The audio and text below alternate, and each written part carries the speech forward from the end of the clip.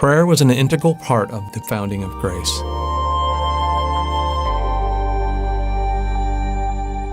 After 11 years of service in Papua New Guinea, Paul and Paula Jarrett moved to Chiang Mai to help Jean and Sherry turn their vision of Grace into a reality. The core values which make Grace International unique today are the same values that inspired the original board of directors in 1995. The most important thing that Judy and I did was to pray daily together, and with Jean and Sherry Foltz as couples, we prayerfully believed God was in it.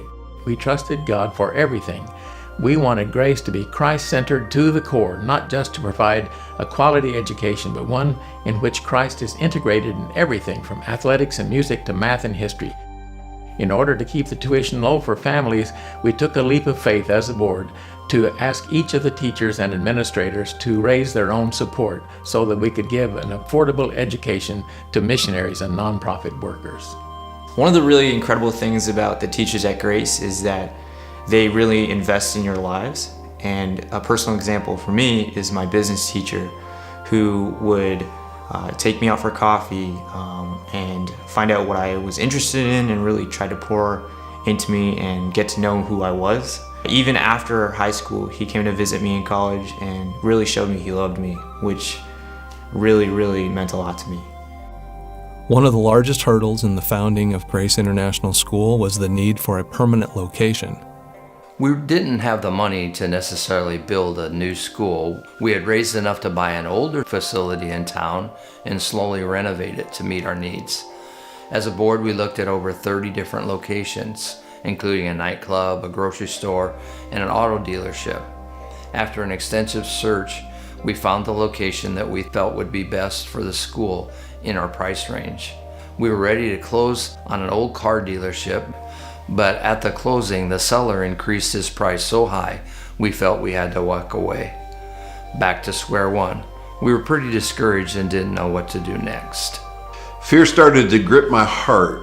I had no idea where we would put all these students who had already enrolled, but grounded in daily prayers of our team, we knew the Lord would provide, and He did so in many miraculous ways. Thomasak, a good friend of mine, contacted me, and he told me about his health club that was moving towards a bankruptcy, and it was exactly what we needed for a school. In May 1999, 3 months before Grace was scheduled to begin, the Lord opened the door for them to rent the neighborhood athletic club in a gated community called World Club Land. It would need a lot of work in order for the property to be used as a school.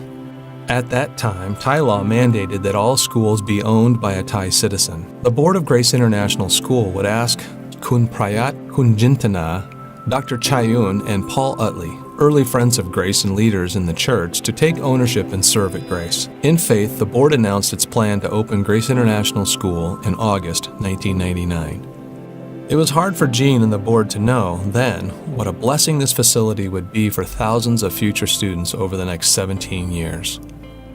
On July 24, 1999, the board held their first meeting on the new campus.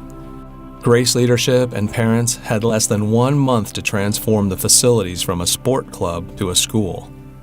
The shooting range was converted into classrooms, the restaurant was transformed into a library, and new carpet replaced water-damaged areas. People seemed to come out of the woodwork to help. People such as George McDowell organized churches and universities from all over the world to send musical instruments, books, and other materials to help the students at Grace. On August 15th, a major storm hit Chiang Mai, flooding the school only hours before the first day of school was to begin. Determined, parents and staff set about to pump out the water and clean up the mess.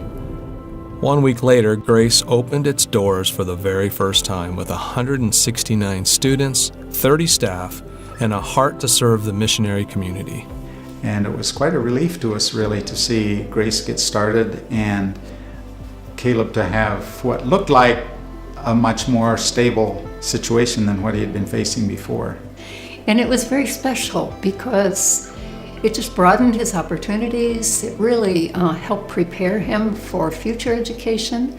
It gave us a real sense of him being taken care of as far as educational needs. Grace International School continues to be a place which embodies the values of unity amidst diversity, a microcosm of the body of Christ. God brought dedicated teachers, administrators, coaches, and volunteers from all over the globe to serve at Grace. Each of the 5 mission organizations represented by the Board of Trustees were asked to lead the way in recruiting teachers. Not unexpectedly, each year God has provided the teachers and staff necessary to serve the missionary community in Asia.